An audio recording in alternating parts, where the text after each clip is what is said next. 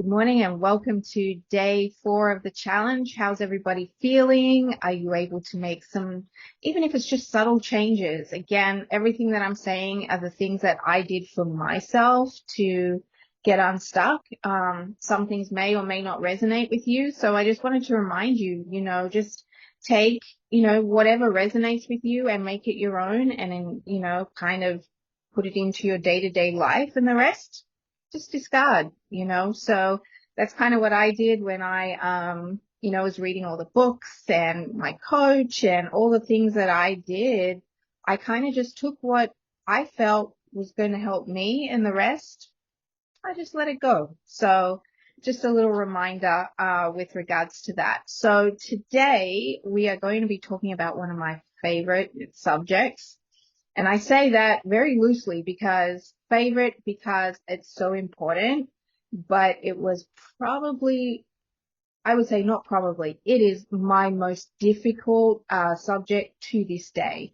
And that is the importance of boundaries. And just to kind of, again, just kind of put it into where it kind of fit into my life, I had no concept of boundaries ever in my life. If I loved you and if I cared about you, there's nothing I wouldn't do for you, even at my own expense, right? So I was a people pleaser. I would put others' needs and happiness way before mine. And then when I lost my parents and, obviously was going through the divorce, I had to kind of stop doing that. And I think 2015, like each year I kind of pick a word that's going to be my word for the year. And I think it was 2015. I chose boundaries. Even though it was my word of the year, I still did not really stick by the boundaries. I was still people pleasing and doing all those things that was draining to me. And the reality is that when you're going through something like that, or if you're feeling stuck in your life, the energy that it takes to keep everybody else happy instead of yourself and putting other people's needs before your own is going to cost you and cost you dearly, right? So, I just kind of made some notes here of some of the things that I did. And again, if you signed up for the challenge, there's going to be a workbook or a PDF with some questions that, is going to kind of steer you towards getting on the right track. So if you haven't signed up, please do. I will put the sign up in the comments, and that way you'll receive the email with the questions. But so I guess the biggest thing for me was do you ever say yes when you want to say no? And that was like the biggest thing that I would always say yes. I would say yes to everything, everything and everyone, even though deep down it's like, you know what, you probably should say no to that, but I would say yes. So that's the first one. Do you prioritize other people's needs and desires above your own? I did that all the time.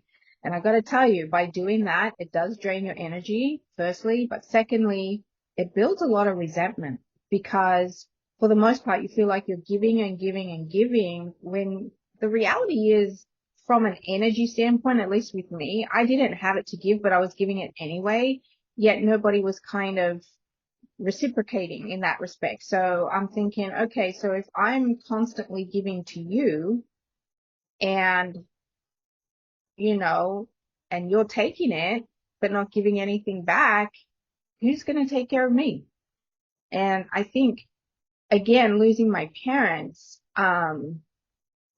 helped me to realize that because I lost that foundation. Even though I was very self-sufficient, I was living on the other side of the world and all that kind of stuff, knowingly having that foundation of my parents, really helped in a lot of ways. So once that was taken away, it's like, it's okay. Like the buck stopped with me, and if I'm not going to take care of myself, who's going to do that? So, that's just like an example and a little reminder too, because there was a lot of resentment that built up in my life from that, because I'm like, if I'm looking out for you and you're looking out for you, who's looking out for me?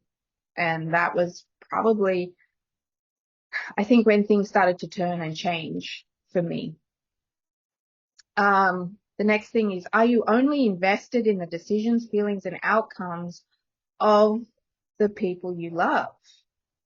So if you're overly invested in those things, again, that requires time, it requires energy, it requires decision making skills that, again, your brain can only handle so much in a given day.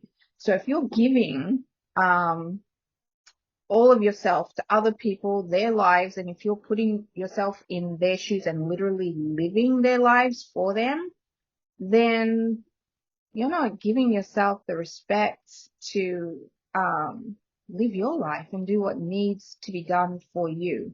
Again, there's that analogy of putting the oxygen mask on yourself. You've got to take care of yourself first before you can take care of anybody else. And this is just a little reminder for you guys to really start thinking about that if you're not already. And the next one is, are you resistant to asking for help? And so you just end up doing everything yourself. Now, part of the boundary thing was my fault, and I will take 100% full responsibility for that, because I feel like in a lot of cases I was let down or whatever it may be in my life, and it just became like, okay, I'm just going to do it myself. And it became like almost like a self-protection mechanism that I had, that I'm not going to ask anything of anyone. That way I can't be let down. But at the same token, I wasn't open to receiving help either. So I had to take responsibility of that, for myself, and realize that, yeah, maybe the energy, or some of the energy that I was putting out there, was not allowing people to be there for me either. So that's the flip side of it.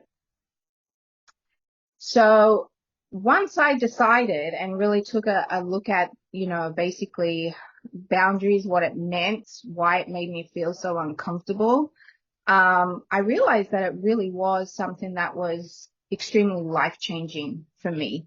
And because I started to put things in place, I did not feel uncomfortable to say no. I mean, I'm not saying no to every little thing or whatever, but there are certain things that ordinarily and to this day, I struggle with saying no. Like, because again, if I love you and I care about you, I should be saying yes. That's how I feel from my heart. But then the common sense in my brain kicks in, and it's like, you know what, you need to focus on this right now. Especially now, like I own my own business. I, run a household. I have animals. I have so many things going on in my life that, I will help somebody, um, you know, but I have to take care of myself first, and my own backyard, if that makes sense. So the main driver of all of this is your true, authentic feelings and your authentic self, right? So you have to be in touch with that, because again, that's going to sort of help you with regards to saying no instead of yes. So if you're in touch with your authentic self, and don't be afraid, and we're going to talk about that in a minute, to be that person. But, for me, it was like there were so many times I said yes to things when I know I should have said no. And now I'm able to articulate and just basically deliver the message that I need to do, and put it like in a way that, you know what, I would really love to do that with you right now, but I have to take care of this first, and then we can do it. Whereas before I would just drop everything and put somebody else's needs and wants before my own. So it's just a way of, how you articulate it, but also having the confidence and being your authentic self and being true to who you are and what it is you need to be able to do that. And this was another point that I struggled with too. It was, we tell ourselves we are being kind and sparing others of their feelings, because you don't want to hurt somebody. You don't want to say no to somebody. To me, no equaled hurt or disappointment or something like that. But for me, at least, it came from a place of fear, because I was afraid. I was afraid that if I said no, to somebody that they wouldn't love me or they wouldn't care about me or they would cut me out of their lives or I would disappoint them and I wouldn't be as valuable to them.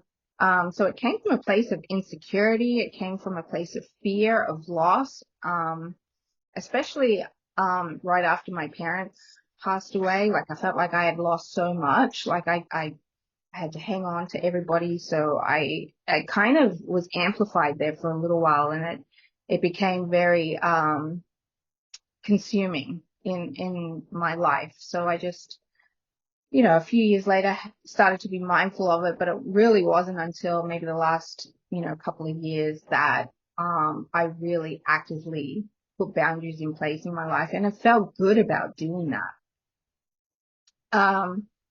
So overgiving, overextending, I guess I was called what was called like a over functioning codependent. I don't know, but for me it was like, yes, I was always over giving, like, when something, for example, if I'm giving a gift, anything really, but if I'm giving something, it's like, oh, that's not enough. I need to add this and this and this. And it became so ridiculous that, and I think that came from a lot of feelings of me not being enough. Like if I am not enough, I have to substitute that with other stuff. And it wasn't until that I realized that I am enough, just exactly who I am, my true authentic self, that I realized exactly what I was doing. Okay. So, and the last little piece here is rigidly refusing all assistance so not to bother anybody. And again, that came down to my self-worth. I didn't want to bother anybody with my stuff, but hey, I'm an open book. Come and bother the hell out of me, right? Like I'll do it for you. But if the roles were reversed, and again, that was, part of me realizing that it was to do with my self-worth, the fact that I was not comfortable in accepting help or anything really. It just made me feel uncomfortable. So again, it was just a matter of, turning that around, and something that my coach and, I did have a therapist at the time too, helped me to practice just starting off asking for small little things, just realistically, just something very small, but you get into the habit and you're building a habit of doing that and it becomes more and more comfortable. And then it just becomes, kind of who you are and what you do and you're not really thinking about it and your self-confidence grows and your relationships as a, byproduct of that grows as well because you're not having that constant resentment and those feelings that you're kind of trying to stifle inside of you. And you're just kind of being true to who you are and people are accepting of you. And it just becomes like this snowball that just gets bigger and bigger. And again, I highly encourage, if you haven't, to put some boundaries in place and just if you feel awkward in asking for help or for anything, just ask for something little, just something small, just to start to get you in the habit of doing that. And I found that that completely changed my life. So I hope that this helped and I will see you tomorrow. Have a great day.